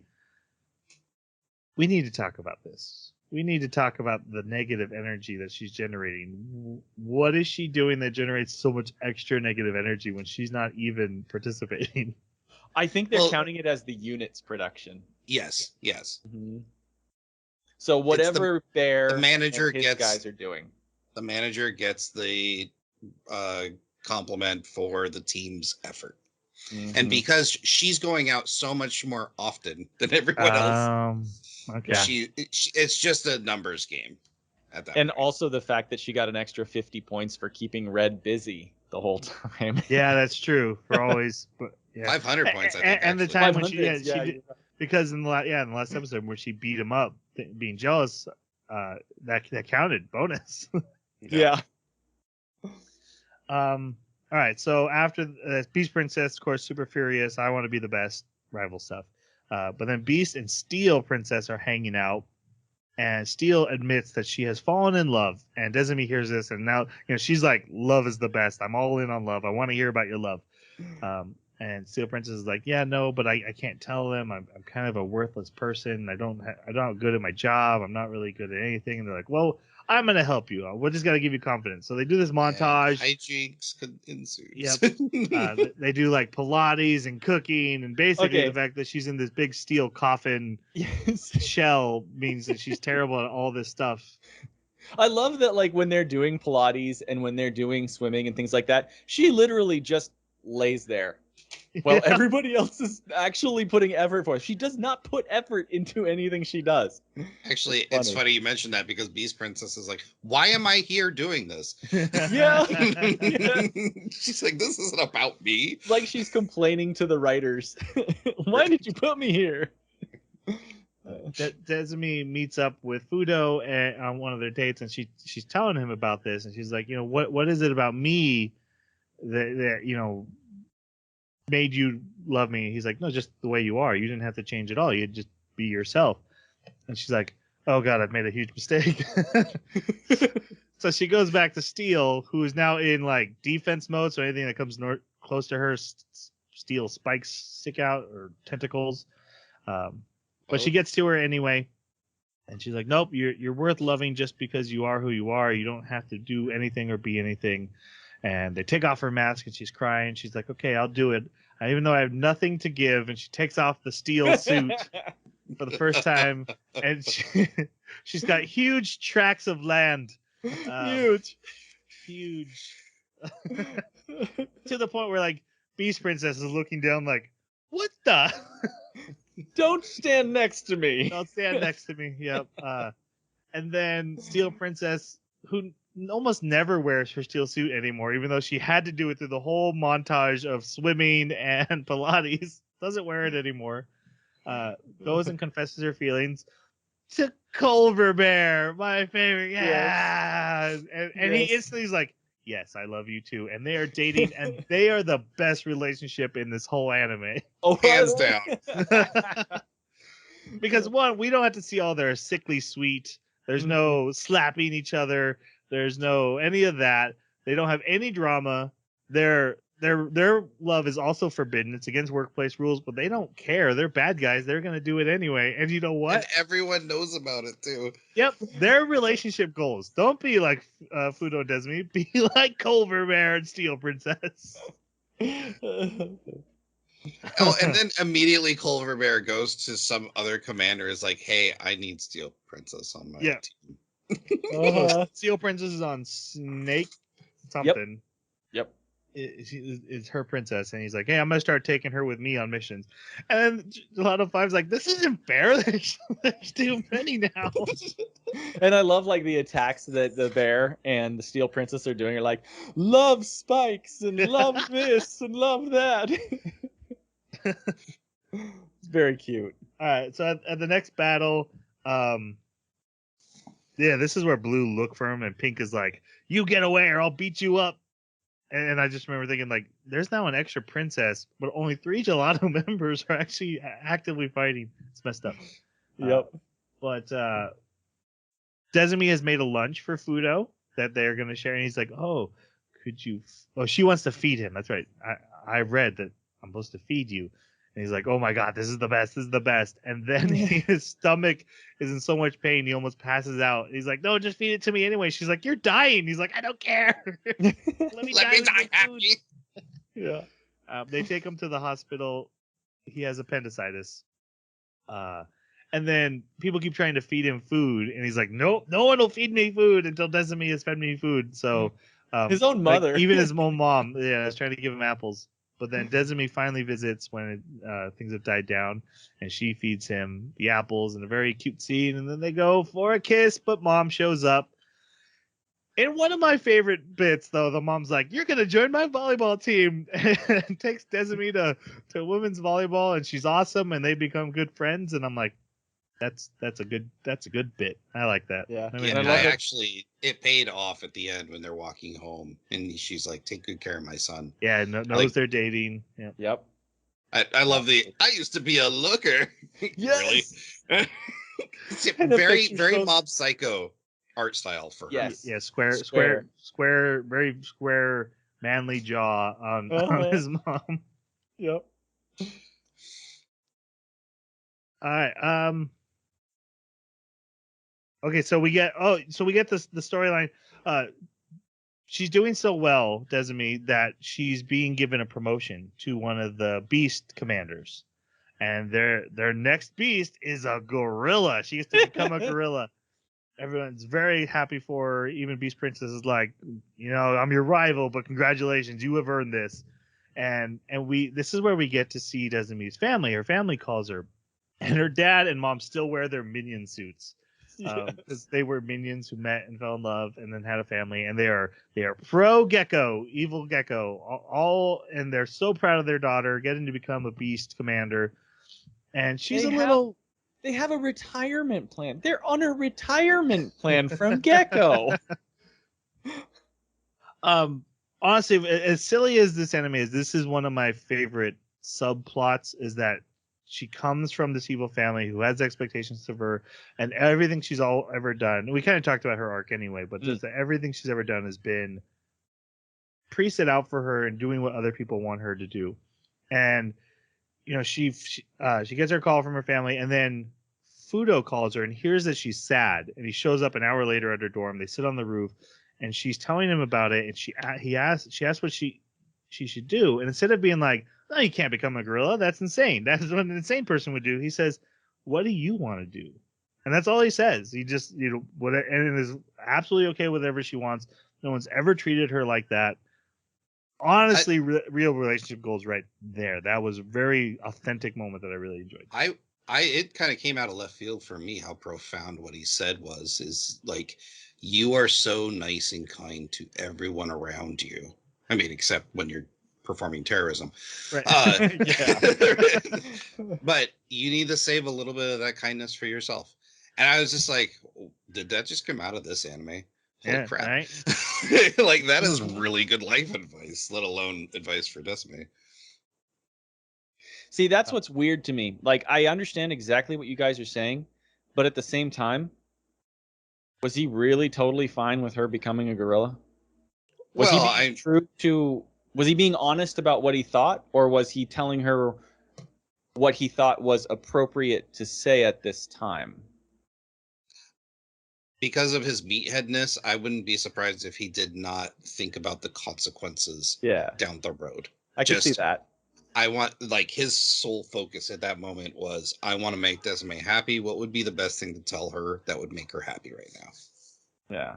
I honestly believe, truly, that if she had chosen to become a gorilla, he would have been fine with it and still dated her. I wouldn't be surprised. I wouldn't be surprised, because he is enough of a meathead to where he would be like, you're even stronger, and I love you for all the things I know about you, not your appearance, but I guess I was imagining, like, if I was in that situation, ain't no way I would say, go ahead and be a gorilla if you want. I would say, well, you really ought to think about it. Like, that's you can't really go back from that, right? Like, think hard. Okay, so I don't think Fudo's a realistic character. Okay. But I do think he is 100% selfless, and I'm sure he'd prefer she not be a gorilla. Yeah. But I don't think he's putting his interest into what he says to her at all. I just don't think he's that kind of person. I think he's 100% authentic when he says, "What do you want to do? I will support you in whatever it is." Yeah. I guess he must be just a better person than me because I could do it in other things, but man, if it was, hey, I'm gonna become half gorilla, I'd be like, oh no, please don't do that. That's my one weakness. Yeah, I get. I can't go into details. I've had similar conversations where my wife's like, "I want to do this." Oh, could you not do that? Would that be an option? Just yeah. Yeah. So yeah, I get what you're saying, but again, I don't think he's a realistic character. It's a very idealistic character. Okay, I do think he's being very genuine what he says here. Okay. And for the most part, you like changing into a gorilla is an extreme, really. That's really. But like, it goes into like, hey, I want to pursue this new career, instead of being this thing that I've always been told to be. And maybe as a boyfriend, you're like, well, we make more money if you do this one thing, but it really should be, all right, that's something we can do. I will support you. I want you to do what you want to do. That should be a realistic thing. People are. I want to quit being an engineer, and I think I want to go into stand-up comedy. Do you? Let's check our balance. I didn't say it was easy. Let's check our balance. Are we doing okay? Let's calculate everything. All right, we have a buffer. Go ahead. Okay. Now it's time. So at the very beginning, they mentioned the beach, and so I'd already written in big bold letters, "It's the beach episode." But now we get it's only the second half, but it's beach episode, which is fantastic. Gelato 5 is going to be testing their weapons on the beach, which is really a submarine, which is the left shin of their giant robot. Well, they never use the giant robot, but we're told there is a giant robot. Who's piloting the other parts of the giant robot? Like, there's so many. Right? Yeah. Who's piloting the submarine? They're not even in it any of the time. That's true. Automated. Yeah. So I love that we had seen the scene earlier where Desmi had leaked Gecko's info, but we also get to see Fudo leaking Gelato's info back. Yeah, so she's like, hey, they're gonna be at the beach. We should do a secret attack. So they're at the beach, and Culver Bear is sitting in a lounge chair, drink in hand, girlfriend on his side, and he's like, hey, this is a work thing. You guys need to take this seriously. While the minions are playing volleyball down the beach. And he's only saying that to Desmi, who's the only one not goofing off at the moment. Bizarre. There's definitely some fan service in this episode. Like, every time they show them in their bathing suits. It's a beach episode. It's definitely a beach episode, but it was not gratuitous. They focused more on the comedy. And I actually really appreciated about that. Yeah, and the boys were in tight swim trunks too. Well, it's fine. Yeah, I think her outfit is generally fan service. Like, so every time she's dressed up as a, like, you add a cape to what she was wearing, and that's her normal outfit, anyways. Yeah, exactly. The missile gets bombed, or the beach gets bombed with missiles. Sorry, on accident. On accident. From the submarine. They could, like, if it wasn't Gecko and just a crowd of people, they would have murdered people. Yeah. Like, it doesn't look like anyone got hit, or we blew them up. What are the two? Yeah, they do say that. I guess they was there, or blame it on Gecko. I bet you they would. Like the Vindicators. All right, so we get a beach episode. We get some funny stuff with Desmi and Fudo playing around, and Beast Princess seeing them and thinking she's torturing him. He invites her to the barbecue for the gelato, so she comes and hangs out with them. They watch fireworks, and then while she's walking back, the professor is like, I'm going to set off the big fireworks from the submarine, and one of the doors closes and the entire submarine blows up. So everyone thinks Desmi took out the secret weapon of Gelato 5. Mission success. Very, very similar to the other thing that happened with the base blowing up. Yeah, with Red. So, but like Jeremy was mentioning, the things going on inside Beast Princess's head and what was actually happening was hilarious, because there's one moment where Decime is buried Yeah, red. Fudo in the sand. She's torturing him, and then like, there's no way she did anything to the boom. She did take it out. Oh my god. This is also where Blue sees Beast Princess for the first time, and he's completely smitten and chasing her around. Mm-hmm. And then at the very end, while they're heading home, Green is like, I recognized that girl. And that leads us into our next episode, which is about Daigo, who's the green gelato.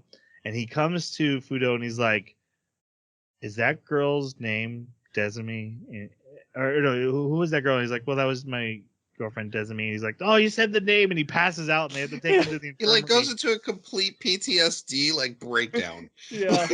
And he reveals this big long. It's like half. It's a great bit, but it's like half the episode of this backstory of he was like a black belt in a dojo training in karate, and this little girl showed up, and they're like, hey, could you help her? And it was Desami. And he's like, oh, yeah, just punch me once. Let's see how strong you are. And she rocks him so hard his life flashes before his eyes. And then the next day he comes to the dojo and it's being shut down by the sensei because he got beat up by Desumi. And Desumi's crying because she's like, this always happens. I try to make friends. He's like, well, then I'll be your sensei forever. And every time they practice, she just beats him nearly to death. And then her reputation grows. She gets thugs always trying to beat her up, and she always beats them up, and that's how she got the nickname Reaper. Mm-hmm. And eventually, to survive her, he faces her one last time. He trains and trains and trains. He's like, I'm finally gonna beat her, and she beats him. And she's like, oh man, thanks for going easy on me. He's like, I tried everything. She's like, I went easy on you. And he's like, oh my god. So he flees to Tokyo and joins the Gelato team, and doesn't realize she's Reaper Princess. Because fighting her has made him powerful enough to actually be on their radar. He's a super powerful fighter now from her training him. And he's like, I have to enlist her onto the team. And that seems like a good idea. Kills to him. He's so terrified of the idea of enlisting her, but he knows that it's best thing for. Yeah. Gelato. I love that it would become Gelato 6 and that she's wearing a black outfit in all of their imaginations because there's always the Black Power Ranger. You know? But also that would be the same color as her regular outfit. Yes, exactly. Almost putting it together. So they meet at a diner with her, and I love that he calls out how sickly sweet they are because, again, that was something that I was like, it's a lot watching new people falling in love. And he calls it out like, what am I watching? This is so much. I love the continuity throughout this entire scene because so he's got this cup of coffee and he's trembling in front of her. And and if you look at the table, it's spilled everywhere. And then later, and then next you see like this towel that is now brown with coffee. And then there's another scene with his empty cup because he hasn't had a drink from it yet, but he was shaking it so much, and he's got a new cup of coffee. Yep, that's very good. She ends up turning him down. So he decides, oh, this isn't the same girl. Look how sweet she's being. Love has made her weak. I can take her. So he challenges her. Because she had said, hey, she spar. She asked for a sparring. Let's do that sparring session. And while they're getting ready, he's like, yeah, because if you join us, you'll have to break up with Fudo. And she's like, wait, you didn't mention that. And he sets rules. If I win, you have to join and break up with Fudo. And she's like, why would I have to break up with Fudo? She's like, well, because you can't date if you're working together. And she's like, well, you never mentioned that. And like gets glowing energy around her. And so he changes into his power suit. Because he's terrified. So scared. Yeah. So she beats the crap out of him. And he's like, yes, I let you win, as I always have. I love it because he's lying there on the ground motionless. And both Fudo and Dasume come up into the frame. And Fudo goes, is he alive? After this, Desumi is like, he's like, hey, don't ever join Gecko. And she's like, okay. But after Desmi's like, we need to have more rules about a relationship. We're too many close calls.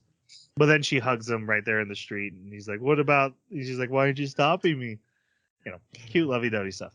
But someone takes a picture of them, which brings us to our next episode, where Fudo gets a letter, basically being blackmailed for having a girlfriend. Now, it's not for having Reaper Princess, but just having a girlfriend because of his image that he needs to be single, I think. Mm-hmm. And then we check in with Desime, and there's this bully girl there with pink hair who like steals a bite of her lunch. And we find out that Beast Princess and Steel Princess also go there. Beast Princess is a hall monitor, and Steel Princess is a class president, class rep, yeah, something like that. But basically, all the princesses have to go to this high school because Gecko likes to keep them together. And so this is Hojo, and we're gonna find out later that she's also Heat Princess, but she keeps that a secret. It's her secret identity. She's also the blackmailer. So let's. She's also a sociopath. Yeah, a little bit. She's blackmailing, and we go through like the first time she's trying to get them to break up. She meets up with Fudo, and she's like, "Oh, you have to break up with her." He's like, "No, okay, you have to tell me you love me." I love this scene. I refuse. She's like, you don't understand how this blackmail thing works. You don't get to refuse. And eventually she gets embarrassed and runs away. He tells Desime, I'm skipping through this so we can go back to talking about her character, but we kind of need to know about her character. He tells Desime, and she's like, oh, maybe someone has fallen in love with you, and that's what's going on. He's like, oh, I didn't even think of that. So he meets up with her again. He's like, I'm going to take care of this. So he meets up with her again and tells her, hey, look, I wasn't considerate of your feelings, and I'm sorry about that, but I'm in love with someone else. I'm very flattered. She's like, I don't love you. I love Desime, you idiot. And he's like, oh, me too. This is great. Let's talk about Desime. And she's like, no, I'm your rival. I hate you. But she comes to respect him, but then declares, okay, we're not enemies, but I am your rival, and I am going to steal her from you. And I have a secret that you don't know, which is that she's Heat Princess. So now we need to talk about Hojo. What do you guys think about Hojo? I thought she was decent comic relief, but she didn't really have much impact on the story besides that comic relief. She has a couple of funny moments, especially when she runs into the nurse. But besides that, I could take her or leave her.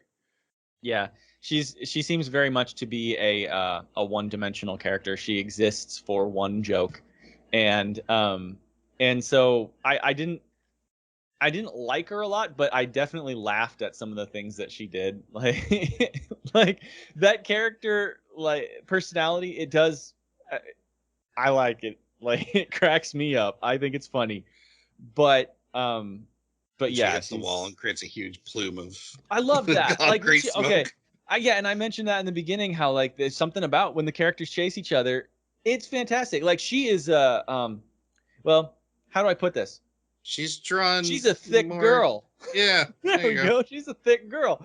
And so like there's this scene where she's chasing Desime around the building, and Desime is just agilely making her sharp corners and everything and coming down the staircases, but Hojo doesn't care at all.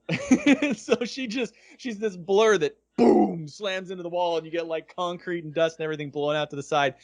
And then she's like doing acrobatic kicks off the wall. There's something really slapstick funny about how she throws herself at things that I do enjoy. And her obnoxiousness as a character. She's definitely a bully, and there was a sort of sense of like, wow, she's being a jerk.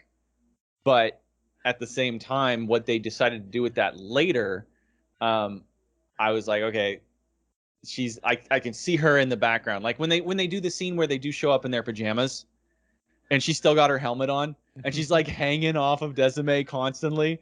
I was laughing. I thought it was funny. It was there. But she's a total bully. On top of everything you guys said, I have beef with Hojo, and I told you guys before the show, so I'm gonna express it. And I'm open to being told I'm wrong or comments about this, so I don't mind that. But back in the olden days, the long ago of anime, there was always one of the jokes is lecherous characters. Moroku from Inuyasha is a great representation. He's always grabbing butts, flirting with girls, like let's go get it on. Or Grandpa from DBZ. Oh yeah, Roshi. Yeah, Roshi, Roshi. yeah. Roshi. Turtle Yeah. Hermit. Stealing panties. Yeah. In old anime, that joke's lasted for a long time, and I have laughed at it. I do find it funny, but modern sensibilities have kind of evolved that joke, and it doesn't play very well anymore, and that's fine. I'm okay with that too. They come off a bit rapey in this day and age, and that's gone away. Except for it didn't go away. They changed it so it was now the female character, a same-sex character doing it, which that's why Hojo exists, so they can have that lecherous character. She at one point open tackles Desumi and is like, "I'm taking you away to the relationship statue that we're gonna go sit on together." And if it was a dude who did that, it'd be really creepy.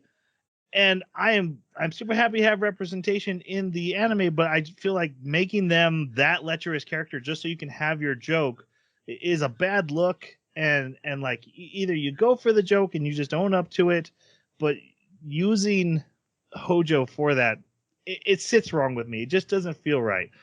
Even though I laughed at some of the jokes, again, I don't really mind the lecherous character, but you clearly don't think the audience would find it palatable from a male character, and then you made it into a female character just so you could make it palatable and keep your joke.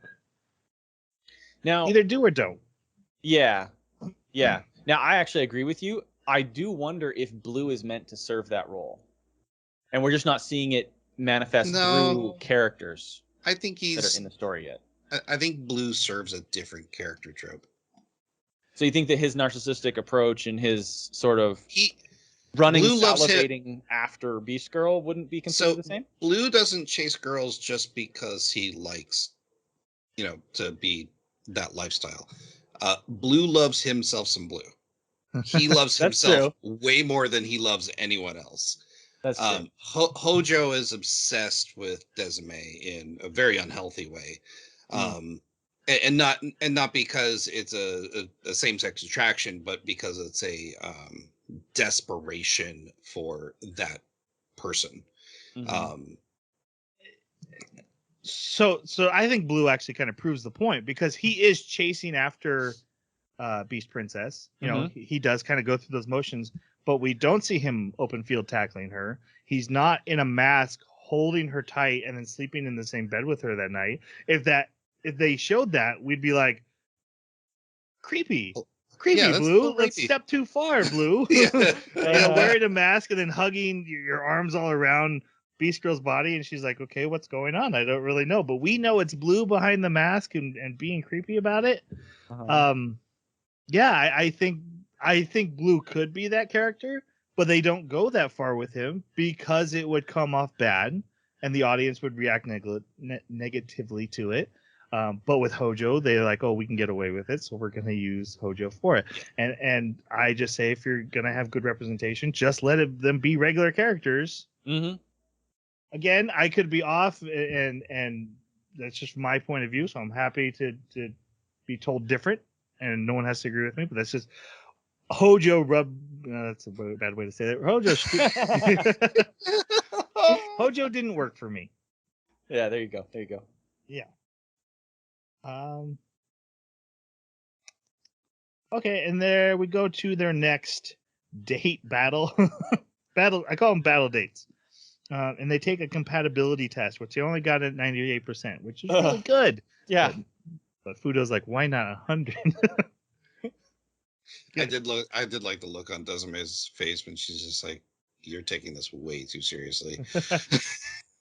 Haru interrupts them, and she's like, hey guys, she asked Desumi, is there going to be a battle tomorrow? And she's like, no, we're actually taking the day off. She's like, great, I need to study for a test. Fudo, could you help me? And Fudo's like, yeah, I could do that. And Desumi's like, I could use some help studying too. And he's like, okay, we'll all study together. And Desumi talks him into studying at her dorm. So they dress up as minions. And I love that Fudo puts the mask on backwards and never changes. Never fixes it. And nobody corrects him.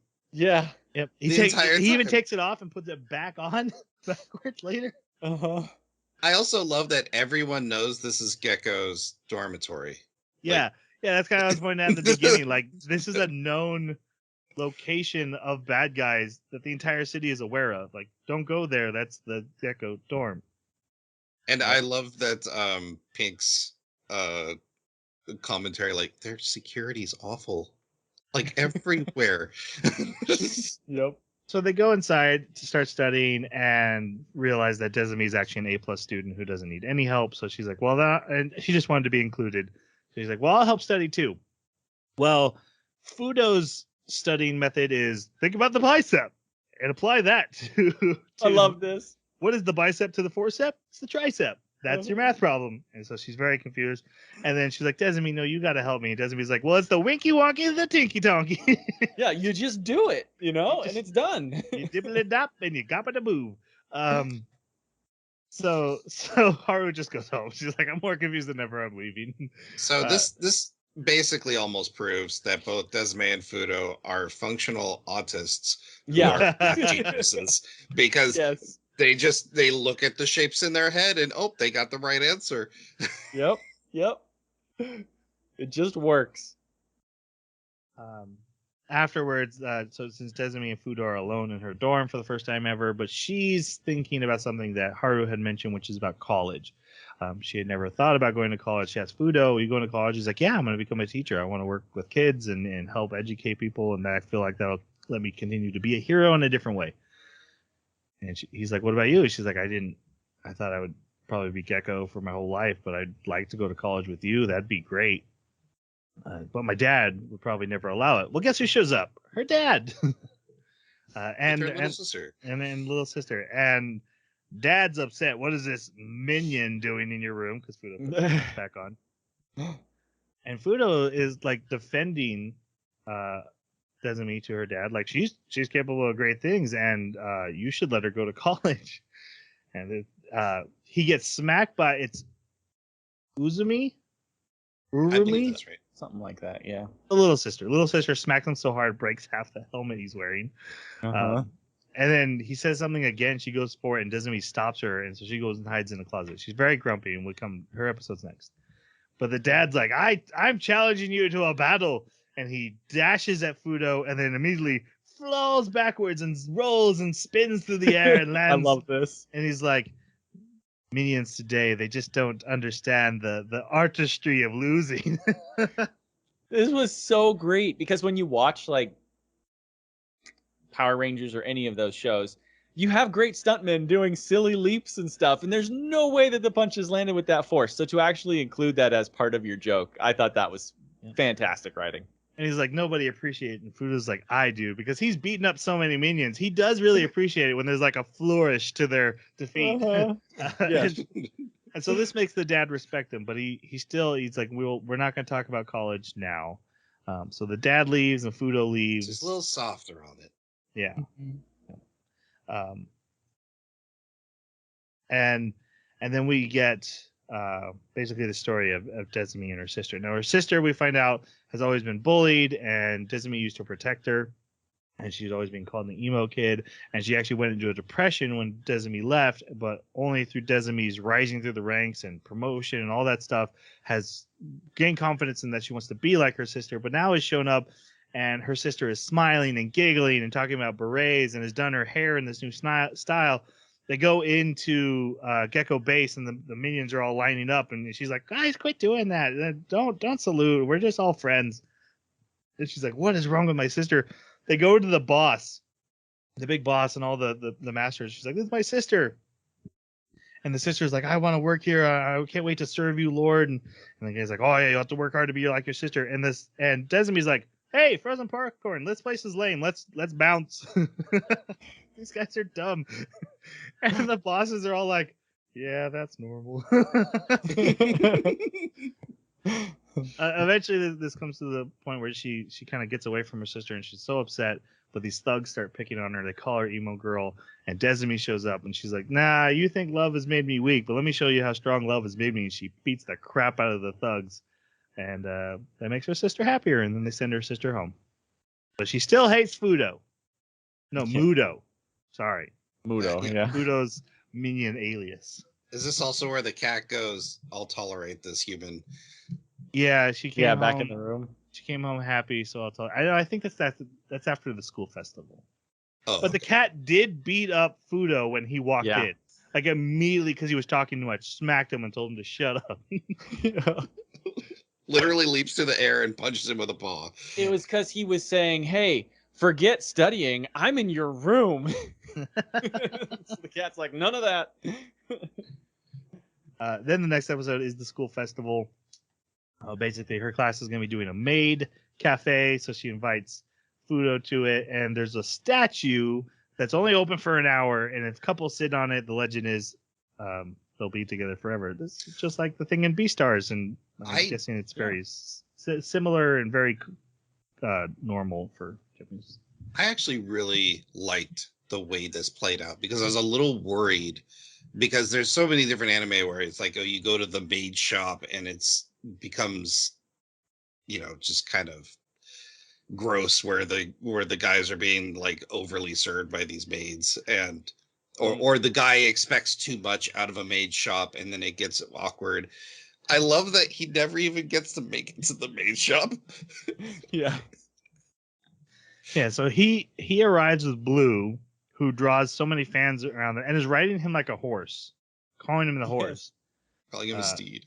Yeah. And so they're stuck there. Meanwhile, Hojo is basically all but assaulting Desmond, chasing her around to force her onto the statue. They end up hiding in the same place. So they do meet up, and he gets to see her in her maid outfit. She feeds him some snacks, and then she's like, "Okay, we will." In the haunted classroom. Yeah. Yep. And it's the perfect spot for the next thing that happens. And Beast Princess attacks them. There will be no, what was it, heterosexual alarm detected. Yeah. Separates them. Yeah, her wooden sword comes through the in between them. So she's doing hall monitor duty, but Steel Princess has pointed out you're just doing this because you're lonely. And you're jealous. Yes. And then she goes on a date at the festival with Culver Bear. She's like, "You can't have a bear in the school." She's like, "It's cosplay day, baby. I can have my boyfriend here all I want."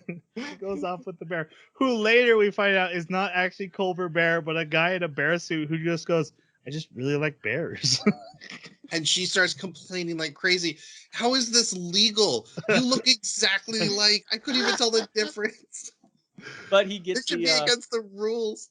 Yeah, but he gets the signature of the bear at the end. Yeah, you got Culver Bear's biggest fan. Anyway, eventually Fudo and Desmi meet back up, and they're running out of time. The statue is almost done. They don't know how they're going to get to it, and because of all the cosplayers, Desmi, and actually seeing the bear incident, comes up with the idea, let's just transform into our suits. And I didn't know Desmi had a transformation, and how come we've been missing that the whole anime? Yeah. I had to watch stupid Blue transform 5 times already. Yeah. Okay. One thing I did love, you mentioned Blue transforming. I love the fact that he abuses his transformation process. He literally stands there. He's like, "Do you like me better like this? That was a or good like scene. this?" That's like one of the this, reasons I was like, this. Blue loves Blue more than Blue does anyone love else. So good. We should mention Hojo has been attacked by Blood Princess, who's the school nurse, because Desmi paid her off. And then Beast Princess has been spotted by Blue, so he's running after her, and that's why they're distracted. So in costume, in their actual superhero personas, they get to sit on the statue together, and everyone thinks like, "Oh, that's a crazy cosplay. That would never happen." They're like, "That's so good. It's so realistic." Yeah. So they get to be they get to sit on the moon.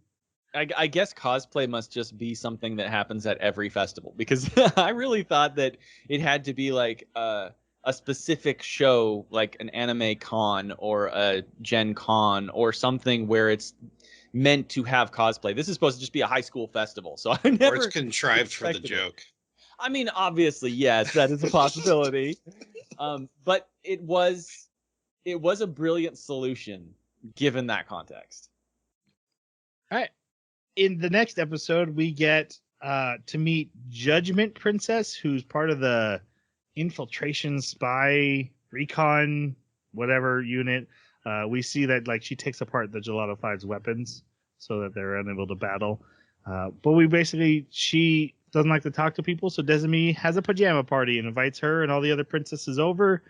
And she walks in as Fudo because she can transform into other people, and that really freaks out Desmi.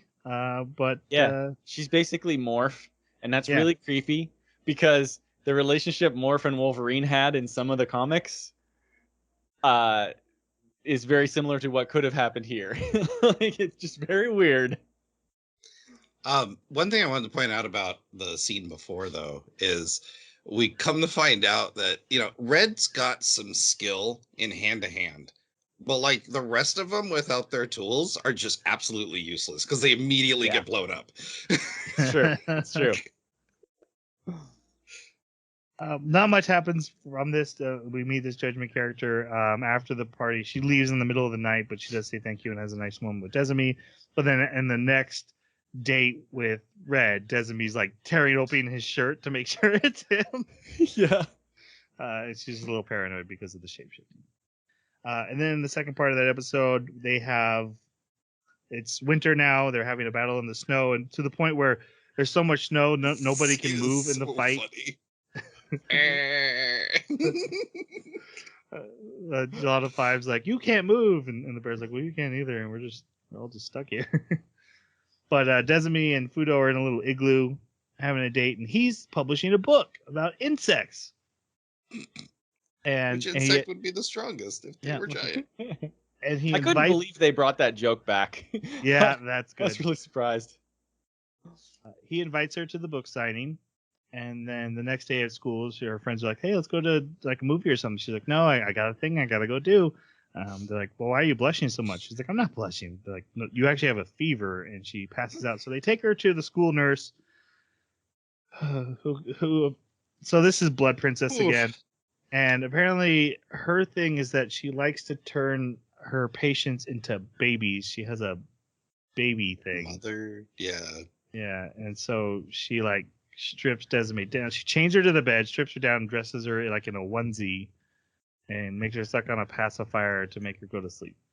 Now she literally keeps these onesies and pacifiers. Like, she has a supply of them in she has this an entire room. She has a hidden Yes. room in the school for trapping students in a nursery. It's like a horror flick. It is so freaky. And Beast Princess. Yeah. No, I was going to say, Beast Princess, she's just like, oh no, she got me once. And I can't let mommy do that to anyone else. And mommy. Yeah, she says like Steel Princess is like, I think she already got to you. Yeah, she tried to brainwash me, and mommy will get me again. And she's like, well, if you call her mommy, I think the brainwashing works a little bit. They run in to save Desmi, but there's a trap door that Blood Princess has that sends them down to that hidden nursery room where they get babyfied. Yep. Fudo, that keeps Blood Princess busy. Yep, Fudo sneaks into the school that night because Desmi didn't show to a school signing. She hasn't answered her phone, and he finds her. And she's like, read a story to me. So he reads his book, and that unbrainwashes her. And she's like, oh, I'm so sorry about what happened. I was sick. And he puts his forehead to hers to feel the fever. And she's like, oh, you can't be that close. It's too much. She's like, well, how was the book signing? He's like, yeah, nobody came. Not one person. She's like, well, then sign my book, because I'm your biggest fan, and that's a nice sweet moment. I love the book that Blood Princess reads to her victims because it's about her and the big boss, and Lord Bossmar, right?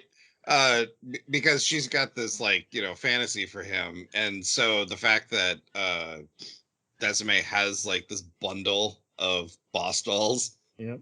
She can use them as pawns for her because she's like, oh, I want one. All right. Then we come to the final episode. The negative energy is all but full. And Fudo tells Desmi, hey, I'm going to be shooting a new commercial. And it's about a wedding. And he shows her the script. And he's going to have to cut a wedding cake with the actress, who's a very famous actress. And Desmi gets very upset that he's going to cut a wedding cake with some other girl first. And he doesn't understand why. Yeah, he actually is like, hey, why are you being selfish about this? So she gets really mad and leaves. And Haru's like, hey, I was eavesdropping. He's like, you shouldn't. She's like, yeah, but think about it from her point of view. He's like, oh. So he decides to bake a cake for them that they can, because he tries to get out of the commercial, and his boss is like, no, we need the money to build this new super weapon I want to build. So he can't get out of the commercial. So he tries to bake a cake, but he's terrible at it. So 2 days pass without him calling her. So she's been furious for 2 days. It's like, why isn't he calling? And the monster for Gecko is born. And it's basically a giant baby, a giant demon baby.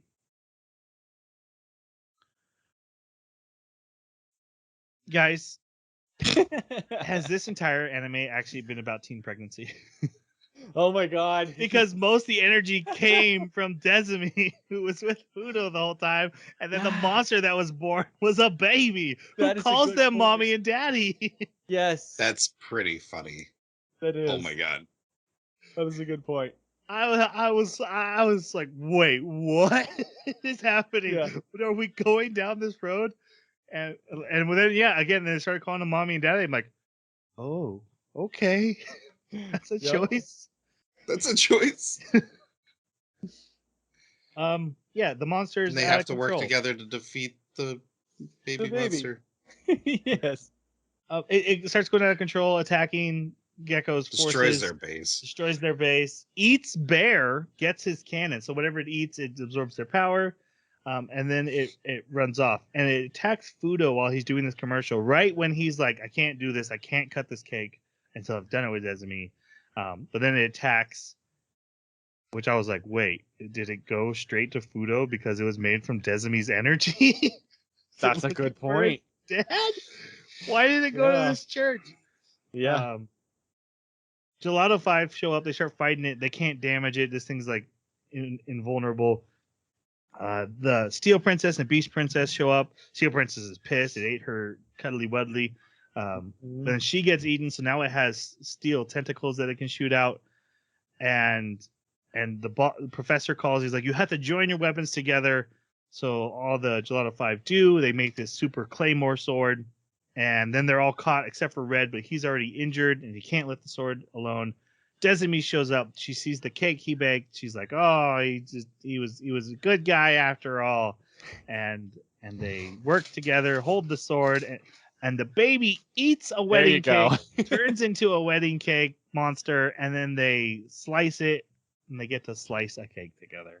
So this whole time I was wondering, like, okay, they're gonna kill this baby? Like, what are they doing? This is clearly a baby. They can't kill this baby. And then when the baby ate the cake, I was like, oh, that's why the baby got the powers from the bear. Oh, okay. So yeah, after they defeat it, the bear's fine, Steel Princess is fine, and now it's an actual baby-sized baby that crawls up to them where they're hiding under some stuff and apologizing to each other, and it's like, "Mommy, Daddy." Yes. I will say a decent payoff here is for months they've been practicing coordination in their battle tactics not to hurt each other. So when they had to use the claymore together, they had the skill to work together. That's a good point. Yeah. Because they're jumping around. They don't just swing it. They leap around. They have to like dodge things. Yeah. I also like that when they're holding the sword and they're getting ready and they're telling each other like, I love you and I'm sorry and all this stuff, and the reporter's like, I bet they're doing amazing smack talk right now. Yeah. And then afterwards she runs up to them and is like, did they become friends? And she turns the corner and Desumi's like, smack, smack, smack, smack, and beats up Red again.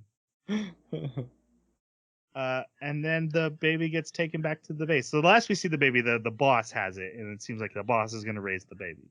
Mm-hmm. But it was calling them mommy and daddy. So grandpa's gonna raise. Grandpa's gonna raise the illegitimate. Okay. And then basically everything's the same. That nothing's actually changed. Yeah. So that's it. Any other thoughts on this ending? Very funny. Not particularly like profound. Not high stakes. I really loved the fact that you got another visit from. Allow me to explain again about the baby, because we haven't heard about the baby. Like, it's been many episodes since they talked about the phantom monster that's going to be created. And so, yeah, I really like that they tell a joke at the beginning and then they don't even bother keeping that joke running. They just come back for it at the end. And they're like, hey, let me tell you that again. Let's have a climax. We referenced him, but yeah, we should call out to the narrator is a great joke, and that every time he comes to explain, let me explain. Even though it's like we've been told it 3 times already, but he still wants to keep explaining, so he's in the anime. It's good. Yep. Right. That was good. All right, let's go to our final reviews. Jason, it was your pick. What do you think? I am so conflicted. Like I mentioned, as a whole, it didn't, like, just explaining it to someone else, it doesn't feel like that great of an anime. But in its pieces, it's some of the most fun I've had watching an anime in a long time. And like I said, I don't really laugh at comedy animes, and this had me cracking up. The characters were fun, the contrivances were really funny. If I were to stand this up against like anime that I would put on a top 10 list, like it wouldn't even make the list. But in its own little package, I want to give it a 4 because I had so much fun with it. It's not profound, it's not a great thinker, but it's just super fun. Yeah, I'm right there with you. It's the parody is really great. The satire is really great. The jokes are on point. The characters are endearing. Even when they do like drop the ball here and there, which is very rare with characters or behaviors, it's still, there's so much that outweighs it. And I really didn't think I was going to like this anime when we started. I didn't think I was going to like it when you picked it. You too. And I didn't think I was going to like it after episodes 1 and even episode 2. But by episode 3, it had me. And I knew that if it was going to keep up the pace that it had at that point, it would get a 4 at the end. And that's what it's getting. Good solid 4. It's 4 for me as well. I think this anime knows exactly what it is and exactly what it wants to be, and it performed it very well. Everything that any complaints I had are really just nitpicks. It did a very impressive job. And I was even impressed that there was a character arc for any character. Yeah. And we talked, there's really only one. But Desumi's arc is a good arc, and it's a good something I don't feel like I get to see. I don't watch a lot of romance anime, but something I don't feel like I've seen a lot of. So I just really enjoyed everything it brought to the table. Like I said, this is a very good palate cleanser. This is where I'd recommend it if you just watch something heavy or big and you just want something light and before you go on to your next big series. Love After World Domination would be my recommendation. It's good. All right, and once again, we are doing next week Tomodachi game, which might be the heavy one we need a palate cleanser from, but we'll see. It is a psychological strategy type story, and so we'll be watching that next.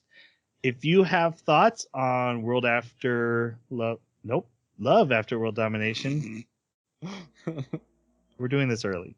Love After World Domination, please reach out to us on our Twitter at Baka Podcast, our website, theanimebakaclub.com, or leave a comment wherever you found this episode, and we'll be glad to read it and respond, and happy to have you join in the discussion with us. Until next time, I think it's time we say goodbye. Thanks for listening. See you next time. Sayonara.